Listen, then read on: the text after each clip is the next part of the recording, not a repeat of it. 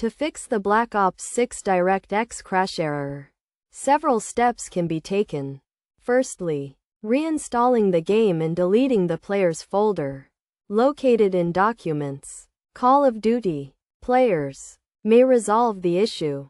This can be done by finding the folder and deleting it, then restarting the game to see if the issue is fixed.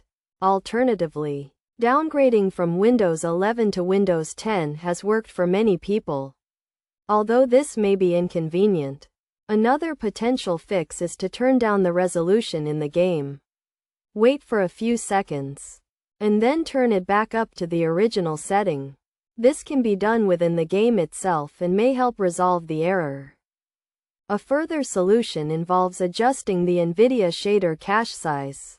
To do this, go to the desktop, right-click on an empty space, and select the NVIDIA control panel. From there, extend the 3D settings option. Click on Manage 3D Settings, and then go to the Global Settings tab. Scroll down to the Shader Cache Size option. Click on it, and set it to either 10 or 100 gigabytes. After applying the changes, restart the computer and try opening the game again. It is hoped that one of these steps will resolve the Black Ops 6 DirectX crash error, allowing the game to run smoothly.